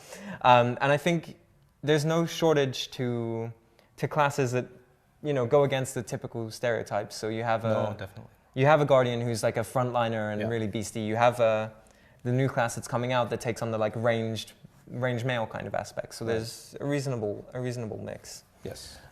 So we've got a couple more quickly coming up. So will EOS be available on Steam? Yeah, we're definitely working on that. It's still a bit out, but we're trying to get that done as soon as possible for sure. Okay, so it's in the pipeline. Yeah, it is. Okie dokie. Can't promise when it's gonna start though. No promises. For now, you're gonna have to stick to our website and then sign up for the beta for sure to get your chance to get in there. Okie dokie. And questions about this as well, because if they're trying to stick to our client, they're gonna need beta keys. So we're being asked how the beta keys will be distributed. Okay, so you mean like in what channels? Like, are we just gonna send them out, or what do you think they want to know? So I think maybe which different avenues will we use to push out keys? I mean, we know that you can get a key by being a founder, but that shouldn't be the only way to get a key, right? No, definitely not. So as mentioned before, like we want to start the beta, and then we're going to start sending out waves of keys to people who signed up. It actually doesn't matter when they signed up. It's going to be completely randomly selected. And actually the community department and also the game masters are currently working on a couple of contests and maybe a couple of events where we can also shell out a couple of keys, right? And course. today we're gonna have some lucky winners of the founder packs. They also are gonna get keys. Yeah, we're going to have 20 new players joining pretty much just from today. So that's a Yeah. good start. And then May 4th, they can just be the first to be there. Sounds good. Okie dokie. And so, okie dokie. So again, that answers one of our other questions, which is the closed beta only available for founders? And like we've said, There we have it. No. no, we can, again, it's not a case that we want to, we thank people who really support the game, and we're really thankful to our founders. But people can either, they build in the world, sorry, I'm getting confused now, but Yeah. players make the world their own. So, they're going to fill the PvP channels and the PvE channels, and because of the effort of players joining the game, I'm going to have people to run dungeons with. For sure. And John's going to find 14 other people to fight with him in PvP with me. So Based on the signups, there's going to be no shortage of people for sure. Definitely. So again, there's a question here. Will there be servers for US, for the United States, and for Europe? Yeah, so we will have servers for both North America and Europe ready to go, and probably a couple of cross servers for PvP action. So that's going to be good fun for sure. Okie dokie. Okay. Will everyone be able to play the game? So in terms of this is more like a requirements question. So Right. how good does your computer need to be to play Echo of Soul? Well, we'll definitely be publishing a couple of a recommended rig on our webpage, and of course, as the beta takes up and people start playing, I hope that they'll be sharing their experiences with us. But the developers were definitely not gunning for only high spec rigs, so it should work out for most people for sure. So it's really well optimized. Yeah, Okay, that's good to know. I can play it on my tank top, on your tank top, my laptop tank top. sounds good. So I think one last question from here is, will there be an EOS mobile app? Right, so we're working on that right now, and yes, it's going to be there. I don't think it's going to be there in beta, but we'll keep you posted on that. And it's going to be useful just to stay in contact with your guild members, right? Set up a raid, this kind of stuff. Or if you're just trying to auction off your items, also going to be useful there, so you don't have to be on your tank top all the time. Beautiful. So again, we've still got a lot of questions. We've still got a little bit more time for QA at the end. We'll direct some game-related questions to John. So keep sending in your questions with the hashtag EOSLive. But I know John's itching to put his mettle to the test in the dungeon, and I want to see it and maybe laugh if he gets his death achievement. So Let's hope so. We'll talk again in a bit, Klaus. But Sounds for good. now, I have to see this. I can't help myself. Send me good vibes, people on Twitch. Help me not to wipe. Yeah, something I'd like to point out. We passed over earlier on, as Klaus said. There's going to be a lot of ways to get items in game, and one very direct way to get items in game is your login bonus. You're going to be getting increasingly awesome stuff just for logging in every day. A lot of the stuff you see here, they're gift boxes, so it's not just one item. They'll spawn out a few different items. Just as long as you come back every day, you'll get increasingly cool stuff. In addition to that, as he also mentioned, myself and the other GMs, we're already working on ways that we're going to have fun in-game. We're going to have a load of events all the way through beta. We're thinking of stuff we can do post-beta. It's something we're getting to get really creative on, and it's something that will allow players to get some free stuff in-game as well. So we've just gone into the first dungeon, which is the Hidden Cavern. Right. And something important to take away from this before you dive straight in, because I know Dive you've got in. the bloodlust, is that there's a dungeon matchmaking system. Yeah, exactly. So- You don't need to walk straight in as I did. It just so happened that I was in front of the one I needed to go to. But for both solo dungeons and for party play, you'll have the ability from anywhere in the world to select the dungeon you've been to, and then simply click on enter dungeon, and boom, you're right there where you need to be. And that's really good for the party dungeons because it will match you with other people. Exactly. You request matching, you select your party dungeon, you request matching once we've got some other Soul Keepers to come in with us, and then you'll be put together in a party, you'll be instantly transported to the dungeon. Which It means that you can keep leveling and keep playing the game and keep enjoying the content while you're waiting for the dungeon to Yeah, pop. and as Klaus also said, he covered a lot of it. There's also going to be some cross-server compatibility, so you won't just be playing if you're on a given sub-server. You'll be able to play with people for dungeons and for PvP cross-server. So really, you'll be putting the best of the best in PvP. So Yeah. it could be that even if we're not on the same server, we can still have our epic confrontation, John. Awesome. So let's dive into this. You've switched characters. Yeah, I switched over to my main, as I said. He's a rogue. He's going down the assassin path. He is offering a lot of potential damage. He's also offering a high chance that I will mess up, get swarmed, and end up wiping live on the stream. So I might do you a bit of a favor and try and cover some of the stuff that's going on. Yeah. So again, first things first, John's incredibly focused right now, is that the rogue plays differently to the guardian. So the rogue has a filled stamina bar, and as John's using his abilities, and he should have interrupted that one, but I won't judge him too much, Thanks, Chris. is that he's using his stamina, and that will refill over time. So when this enemy pulls, Aha! there we go. I saw that future for you. Thank Interrupt you. the skill, please. No. Stop distracting me, Chris. Is that as he's playing, he's using his abilities, and when he's out of stamina, he can no longer use his abilities. So he has to really manage his skills. And that's important for the assassin rogue of all rogues because the skills build off one another.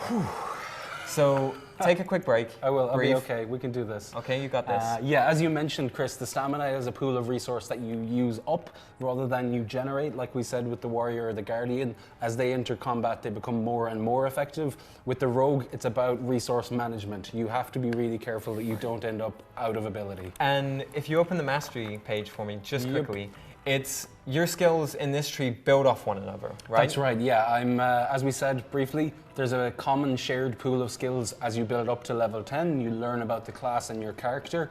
Once you reach level 10, you then choose a specialization. I've gone down the assassin route here.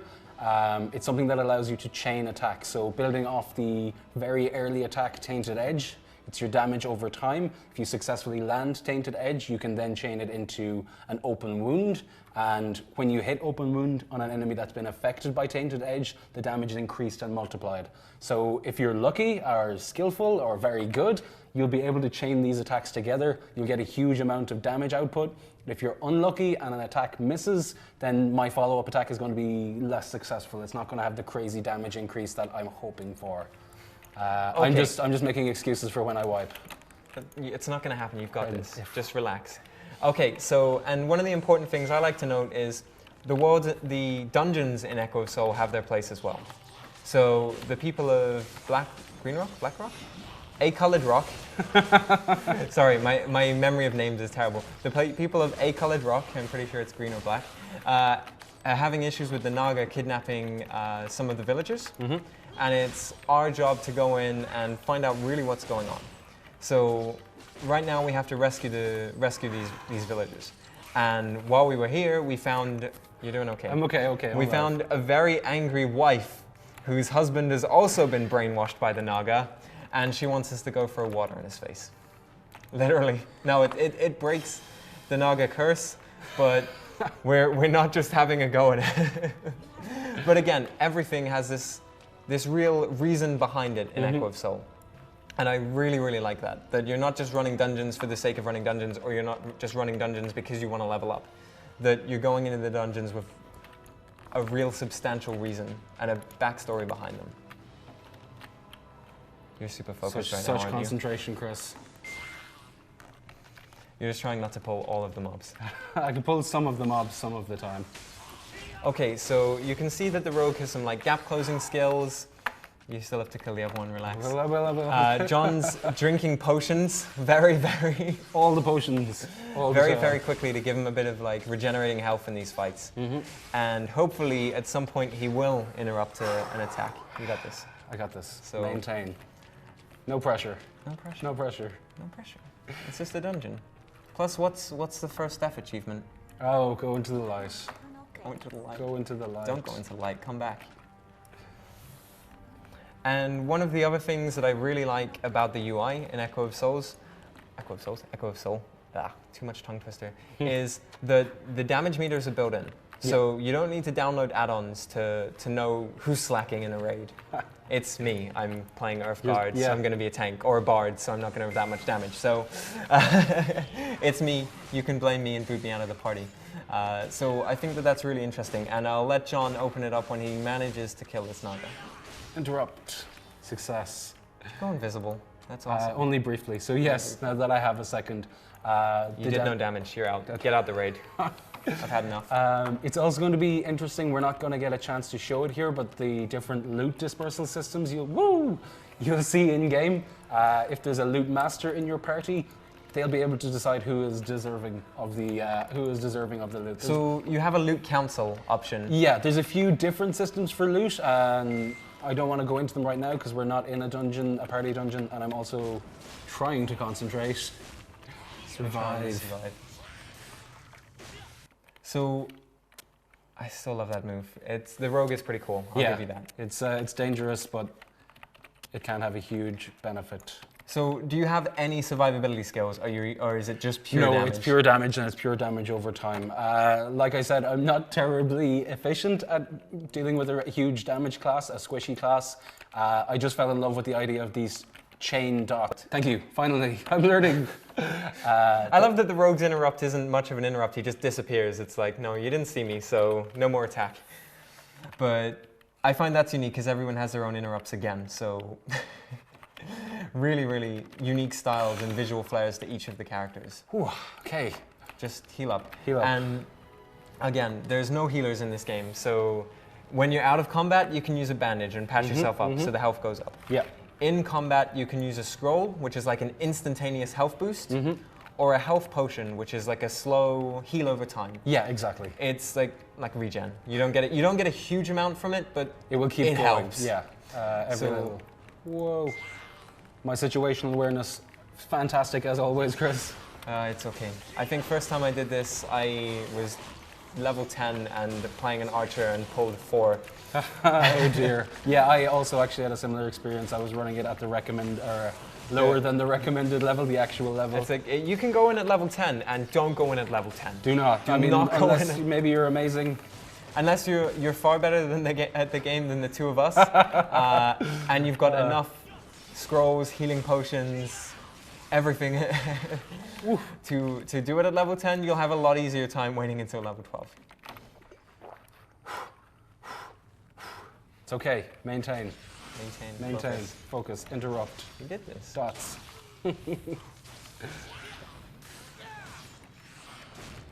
Interrupt is down. Gonna get hit, but it's okay. Whew. So you're doing pretty well. I mean, we've rescued the villagers. That's a start. It's a start. And we found our bewitched husband. Yeah, we're going to start him out with a quick, sharp glass of water to the face. Ooh. Oh yeah. So, and again, something nice about this one is that by taking on this sort of why does he feel cold, you pick up some new quests, particularly related to the dungeon. Yeah. And he'll also tell you a little secret. So did you know at the back of this cave, there's a chest that has a small potion in it that will help with the boss battles? I'm going to go for that, Chris. I think I'm going to need the help with the boss battle. You just have to remember to use it. First step. First step. And I think one of the really like interesting things for how you're handling this is you've got two at once, both chaining skills.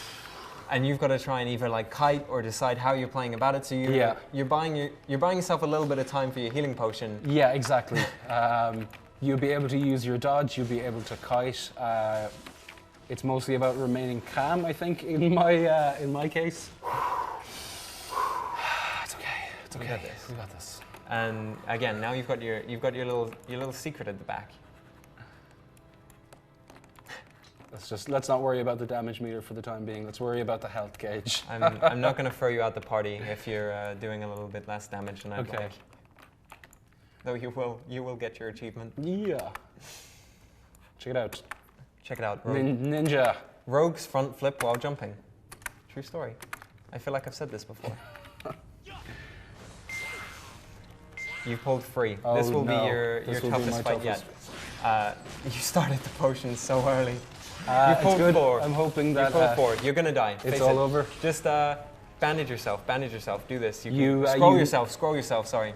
Okay. Now at least try and kill 1, because then if you Yeah. pull them next time, you're only gonna pull 3. This is cheating to make you not cheating, but whittling down the numbers. Yeah. This is intelligent fighting. Intelligent fighting. Fight No smart, matter not how many hard. times we have to wipe, we will. We make it will through clear this dungeon. I'm helping you out. I'm in charge of you. You can't run away from this. So, This was always going to be a tough battle, Chris. all right, you're full health. You can fight this. Rocking the Fight most this. difficult class on the earliest dungeon. I'm still not sure about the most difficult class. Aha. Maybe I'll try and level my bard further, and we can argue about it first. Oh god. Oh no, it's happening. I have gone into the light. Oh, Chris. Death's never as permanent when you're a main character in an MMO. Come back. So you will take a little bit of a hit to your durability on your items. You're Yeah. gonna have to pay to repair that later. Mm-hmm. That's you're a little bit of a punishment for messing up. Yeah. But let's just crack back into it and finish this dungeon. Where if at first you don't succeed, give up. Yeah. No, let's No, try again. Okay. Just rescue that villager, will you? Didn't I? We actually missed one. Yeah. In fact, that's good. Yeah. That's good. We totally meant to do this. Yeah. Yeah. Yeah. Okay, well done. You rescued the villagers. And we unlocked a new achievement. So, in Oh, terms good. of building your achievement profile, you don't Yeah. get. So, just 1 this time. Just one. Just pull 1 this Is time. easier said than done, Chris. So, it's walking away, and you're Yeah. not amazingly strong. No. So, you can observe the sort of patrol patterns, if you will, of the mobs. The rogue here, he's got that projectile attack, so I can use that to almost pick on the one. I'll draw the aggro of one of them from a distance, so that way I won't have to face all of them at the same time. you're putting a lot of effort into it this time. No more just running straight into the enemies, right? No face tanking. No face. No face tank. Amazing. Okie dokie. So this one, you're not gonna have a choice. You're fighting 2, and these Yeah. guys, they're mini bosses. They're pretty tough. They're a little bit tougher than your regular enemies. So, again, maybe you want to pop a potion early. Maybe you want to. Save it for when I need it. I think there's a benefit to either of those strategies. It is really tough for the rogue when he's pulling multiple enemies, as we can clearly see. So right now, the Guardian might have been a bit of a slightly better choice for all those. Yeah, amazing- hindsight is a wonderful thing. Or more so in a party dungeon, we'll leave the DPS to you and the tanking to me. Sound like a deal? Oh, I'm still alive. You've got Lord this. of mercy, I'm still alive. Though you really can't keep running away out of the area. I can run forever, Chris. I can't actually escape, but I can run. So, one thing I really like about this is there's this competitive aspect as well. So less so in the early dungeons, because as you go later levels, you can come back into an early dungeon. But in the high level and the big party dungeons, these timers add a competitive speedrunning edge to the dungeon. That's right. You can see here below, there'll be a time for the server record, the all-time greatest, and a time for a personal best here. I'm obviously not breaking any records today. But you're not just competing with the server, you're competing with yourself. So if you come back and try and get maybe the rest of the rogue gear, Yeah. then that's your chance to show that you're not going to wipe and that we can do this first time round, right? Yeah. It's okay, I wiped too. Yeah. Hope springs eternal, Chris. So this is our first boss. So this is the Naga boss. And, okay, just, Boom. that's the reason you need to interrupt. So Yeah. she got a poison on you for that. And interrupt, or just heal. You have your own style, it's fine. I'm going to stop backseat playing. Please. You can focus on get it taking her down. And from Eli, you get a bit of the backstory of what's going on with the Naga, and that will lead you on to the sort of final boss. So even the dungeons have their fair share of story. Loot. You have no pet here. Yikes. Loot. And interestingly enough, we've picked up the Assassin's Dazzling Boots, which is good because you're an assassin. Yes, I could do and could do with some better gear. Clearly. And the bosses drop gear that's relevant to your class. So you're not going to drop a boss and get a Guardian top. You're going to drop, unless you're playing Guardian. Yeah. You're going to drop a boss and get a rogue drop. The side effect of that is there are 2 pathways. So we got the Assassin's Boots this time, but on the final boss, we might get the Duelist's top. And they'll each have stats unique to the character. So going back to the Guardian, because it's what I know, and I can't build a rogue, I can't theory craft a rogue. Building a Guardian, you'd get evasive stats and defense versus maybe just attack on your other piece of gear. So that's the difference between your Earth Guard and your Storm Guard in this case. You're really, really quick in going on to the next boss fight. So this one has mobs, yeah? And you take out the mobs, and the boss will spawn very shortly after.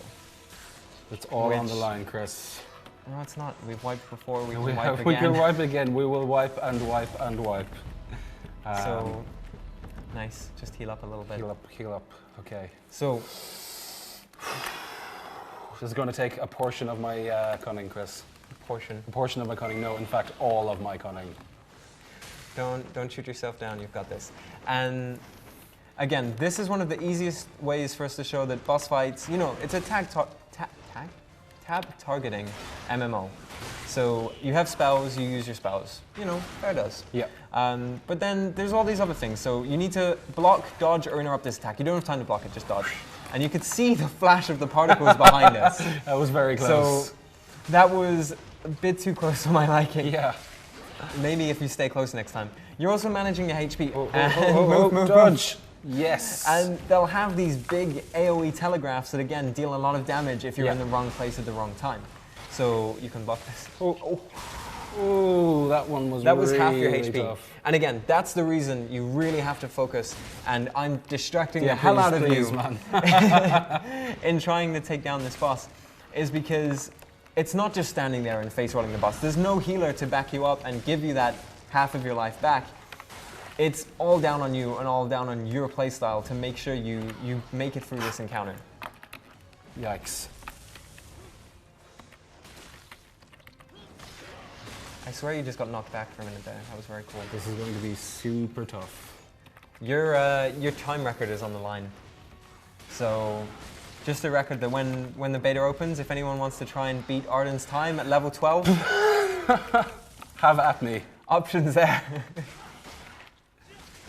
And I think you've got it. I think you've got this.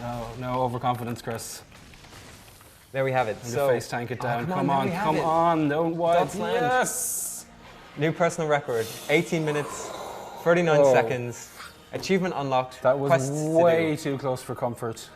There's only one way we could possibly end this, Chris. Oh yeah! It's by dancing. Look at him, he's dancing, he's dancing. Victory! Victory at last. God, this is why we play games and don't dance. It's terrible. Good job. Thank you. Woo! So, I think you've earned yourself a bit of a break. And Yes, thank you. again, if you exit the dungeon, you'll Yeah. be taken to exactly where you started. You started at the entrance, so Yeah. not as lucky for you. But if you are out in the world doing quests, handing quests in, that's when you can easily just trip back, head out, Yeah. and answer your questions.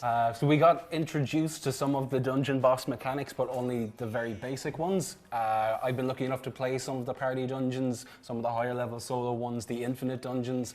And again, without wanting to spoil anything, it gets much more complicated than that. It's not just a matter of move out of the AoE. There's also going to be different kinds of telegraphed attacks. There's going to be attacks that require you to act as a group in a very concerted way. Because they're kind of unique to each of the bosses, I don't want to say what it is. I just want to point out that there's a lot of interesting dungeon mechanics. And there's some bosses in particular, or some dungeons in particular, that have like requirements to just even pass through the dungeon. Like this one, we had to kill the enemies, but others require like opening certain areas or unlocking certain keys or finding certain keys Yeah, to there'll make your be- way through the dungeon. There'll be environmental assets, I suppose you could call it, on your way through the dungeon. There'll be tasks to complete, and then even when you get to the boss battles, again, their bosses might be throwing down environmental effects. They might have AoEs, they might be setting up certain things that will cause you damage, Right. reducing the free amount of area you have to work in. Yeah, it's cool. It's cool as all. Cool as all. It's cool and occasionally super difficult. It'd be really difficult. You on the nearly first- forgot your armor, dude. After all of that effort. Like we said, that's for a duelist. So, as an assassin, you need to run the dungeon maybe a couple more times. Beat the record, Just because the set bonuses are really awesome. Yeah, and you do get bonuses for getting all 4 pieces of gear. Yeah, exactly. And then it just fits the style, You look pretty cool. Thank you.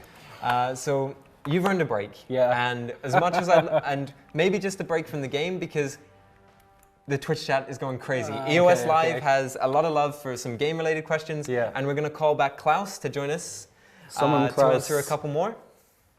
So I think we'll start off with, again, we've discussed it before, but there's no healing class. So with no healing class, how do you survive the fights? And does each class have a healing skill? Well, as you've seen, I don't necessarily survive the fights. Not every class will have something that heals, but every class will have access to an aspect of healing. If it's the soul skill we looked at, if it's the various healing items, not everyone is going to have a way to regen health. Some of the classes are, some of the classes will be able to give health to others. It's going to be more about, as we said, awareness. The interesting thing we didn't touch on, the scrolls here, they're not just a big heal for yourself, they can also be assigned to be a party item, so that when you're running a dungeon, if you've got a compatriot who's really, really low on health and they need that bonus, you can hit the healing scroll on them. But again, as with all of the other aspects of combat, there's a cooldown on the scroll. If you spam your scrolls at the wrong time, you're not going to have them when you need them. So it's a completely different way of approaching healing in a game. And if I give the scroll to you, while it's on cooldown, I don't have the scroll for myself, Exactly. So then it becomes my task to either make sure that I'm minimizing damage using my soul skills. Getting support skills from another player, ensuring that more of the tanky character classes are pulling the aggro away from you. Or simply running for my life running, until, yes. Running until is the also an cooldown is option. off. So I think I'll pass the next one on to Klaus. So will we have the Warlock class? Well, yeah, we're definitely be getting it, but not in this version of the game, right? So that's out in the future for now. We have a lot of classes to pick from and to master, so I guess people won't be running out of classes to play. And yeah, but you can be prepared for future cool content. And always keep an eye on our social media, because if we're bringing the Warlock in the game, that's where we're going to be giving a shout out about it. And maybe we'll force John to play it on live stream or something. Oh God. So again, I think this one actually fits me because we did a community event for this. Oh, yeah? Do we have official server names yet? Yes, we do, because you guys picked them. Yeah. We have four servers for the English language. Yeah. They are Requiem, Genesis, Avalon, and Sanctuary. Awesome. The German players named their server Serapha. Okay. And France named their server Yggdrasil. Oh, thank God you can pronounce it, because I cannot. Yggdrasil. It's No, just YGG. How can you not pronounce that? Well, yeah, I can't. So again, you guys picked the names of the servers, and we were really glad that you put your votes in, you put your suggestions in, and you picked some amazing names.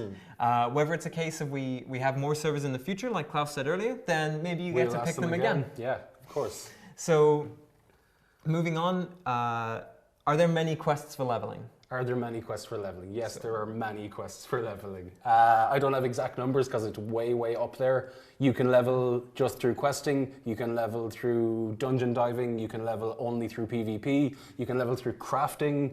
You're not going to run out of stuff to do. You're not going to find yourself pigeonholed into playing a game that you don't want to play. And it's not a case that you get close to the level cap and you run out of content. So if you want to quest, you can quest. Yeah. If you want to run dungeons and do PvP, you can do that. But you shouldn't find that you're running like a shortage of quests towards the end. And again, that feeds back into what Klaus said earlier, where they have so much content coming into the game, and their focus was making sure this is like a really fulfilled and complete MMO. That you won't be finding yourself running short. And there's going to be repeatable daily quests, there'll be repeatable dungeons. I believe we're getting repeatable crafting quests of a sort, or at least crafting achievements of a sort to keep you crafting all of the time. Even if you've hit crafting level cap, there'll still be a way for you to benefit from continuing on. I'm not hitting crafting level cap. You're not. Stop You're trying not. to sell me on it. We're just very different players, Chris. So, and again, we briefly touched on the specializations. We didn't have them when we were playing our Guardian. We had them when we played our Rogue.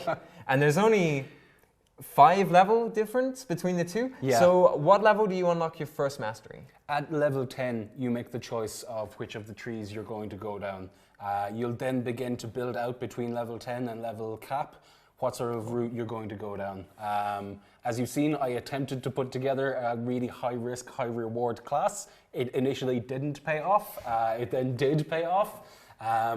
You'll see as you get up through the levels, you'll be finding skills that feed into each other literally on the skill bar or physically in the game, where you're going to see the benefits of understanding your class and choosing the skills that are right for you. And that's partly down to your specialization, because you played a rogue who and had trouble only when you were getting many mobs. When you aggro a lot of mobs, you had trouble because that's your specialization. Yeah. Whereas if I were a warrior, if I were either aspect of a warrior, I'd be feeding off the fact that I was getting attacked everywhere. It'd be giving me more and more rage. You benefit from drawing aggro. And as I'm a rogue, I want to burst down a target. I want to move from target to target and not do what it is that I'd have done all night and draw aggro all the time. And my Guardian had a lot of AoE attacks, which meant that pulling a lot of mobs can actually be beneficial because it's just a faster way to clear the dungeon. So again, you get your unique styles of play depending on your class, and I think that really sort of differentiates it outside of your specializations and inside of your specializations. Yeah. Okay, so you pick up your first mastery at level 10. Yeah. So we've been asked what the level cap is. At the moment, it's level 60. I don't know how long that is going to be the case. We'll see what starts happening when people start hitting level cap, I guess. And what happens with the developers and how they continue evolving the game. Yeah. So you pick up your first, you pick up masteries as you level through all of your, as you reach level cap, you pick up more and more masteries. Yeah, as well. exactly. As you said right at the start, you wanted to roll 2 Earth Guards. Well, that would be possible. Yes, you pick your first skill tree, your first mastery at level 10, and you work it all the way through to level cap, but you'll then get the opportunity to roll a second set of skills. So you can roll 2 Earth Guards, you can roll a PvP build and a PvE build, you can roll a dungeon diving versus a monster hunting build. You'll have the opportunity to redefine yourself. You won't be stuck with the one skill tree that you've chosen.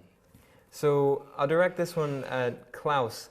So will there be a guild system in Echo of Soul? Well, for sure. Like, guilds, super important, especially for somebody who needs help like John every now and then. That's going to work out well. So yeah, there's tons of stuff there, and also the mobile app will be helping people to keep in touch. So it's going to be a really cool thing. And your guilds can trade and help with the professions like we discussed earlier, or there's like some cool guild features that guilds can make use of? What I really like about the guilds is that you can either be in a peacetime guild or in a hostile guild, because something that if you're an MMO player like I am, you don't like the idea of open world PvP rather, you could be attacked out of nowhere. You can make that choice in Echo of Soul. If you're in a peacetime guild, no one will be able to attack you in the open world. If you're in a hostile guild, you will be open to open world PvP. It's just amazing that you have the choice. You don't have to choose between playing an open world PvP game or not. Both of them can be open. You can be openly hostile guilds. You can be peaceful guilds that have alliances with other guilds. You can be hostile guilds that have alliances with other guilds. So you won't be able to attack them, but you'll be able to attack your enemies. Together, huge alliances of guilds attacking their enemies. So the guild system basically turns what could be like a generic, like peacetime kind of walking around the environment into this sort of kill on sight, know who your enemies are, like hunt them down kind of. Only if that's what you want from the game. Only if you don't have to face, like I would not care for the idea myself of being struck down by another Soul Keeper, but if there's a war between guilds, that can happen. You can choose to have that happen in your game.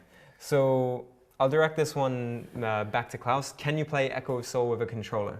At current, no. And since it's a PC game, like, you know, having an MMO with a controller is, I don't know, you're going to run out of buttons to press. Yeah, we've got a huge skill bar. And the skill bar doesn't work out so well, so we'll stick to the classic PC controls for now. That might be partly our fault. We jokingly posted a photo where we were using it with the controller. Yeah, maybe it was and GM that's Bram. because we were using it for taking a lot of the videos you see in the background. Mm-hmm. So whenever you see these like sweeping shots, a lot, and like the PvE video, Yeah. it's all in-game footage, and it was all filmed by the GM team who worked really, really hard on it, and loads of people posing and trying not to show off their amazing abilities because they just want to go Yeah. crazy with AoEs We and had stuff lots like of that. fun with the video captures, I have to say. So honestly, it's only good at video capturing for sweeping shots. You cannot use this many skills and conduct yourself this well with a controller. No, I don't believe so.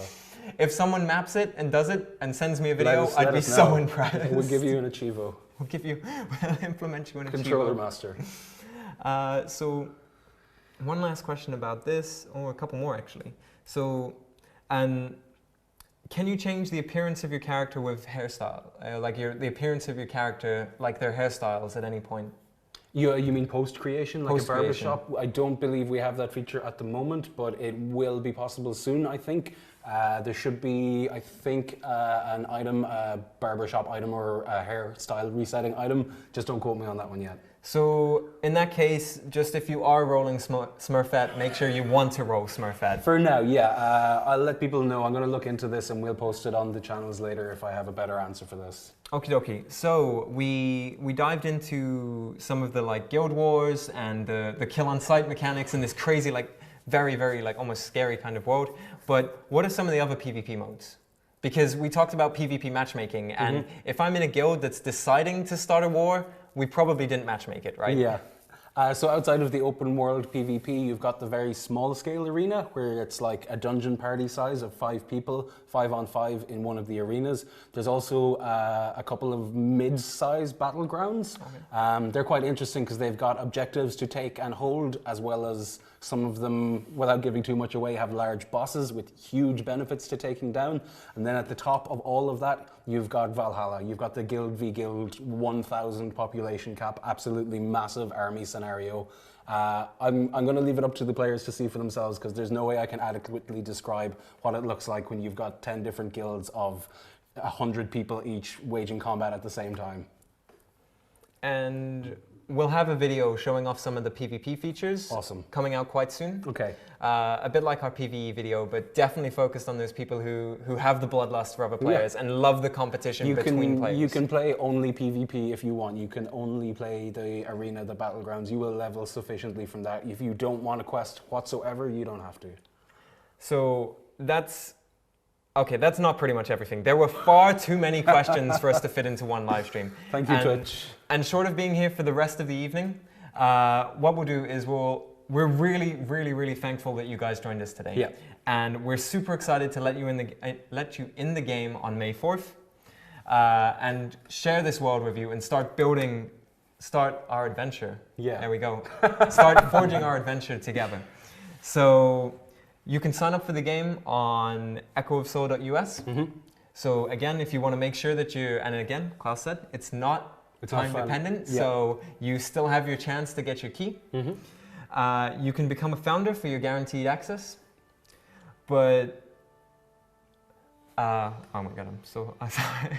Where were we? Where was I? There's so much going on that There's it's too just many like, questions in front of you. I can't even monitor this anymore. So yeah, you can become a founder if you want to secure yourself access. Again, we really appreciate your support. If not, the keys will be sent out on May 4th. They'll be sent out in waves, so just keep an eye on your inboxes. We'll be getting more and more people in over time as we get things tested and things survive. We'll be getting more and more of you in. Just keep waiting. If you don't get it straight away, it doesn't mean you're not getting us. And keep your eyes peeled for the events that you guys will be Yeah, seeing. myself and the rest of the GMs, we've already got some cool stuff lined up. We're going to be doing more. You'll get keys from that. You'll get items from that. We really want to keep having events throughout the life of Echo of Soul because it's something really cool. It's probably my favorite part of the job, and the players get free stuff. So, and the best way to keep track of all of this that's going on is, I mean, if you like the live stream, give us a follow on Twitch. We really, really appreciate it. Come to us.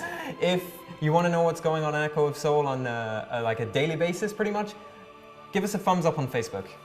Follow us on Twitter. Check out the forums, because there is so much going on in the world of Nikea, and from the GM team, from us and the There's community so team. much we didn't get to cover today. There's so many game systems we just barely touched upon. There's so many we didn't address at all. So if you'd like to see another live stream happen, let us know what you'd like to see in another live stream. Would you like to see us dive into PvP?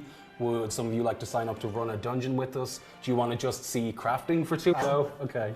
No. So again, no making burgers, please. But we promised that we'd be giving a giveaway. Oh, yes. And we're not gonna break our promise. We're really grateful you sent so many questions into the Yeah, they're hashtag good- EOS good Live. questions. And we're gonna be doing our best to answer as many of these that we missed. Yeah.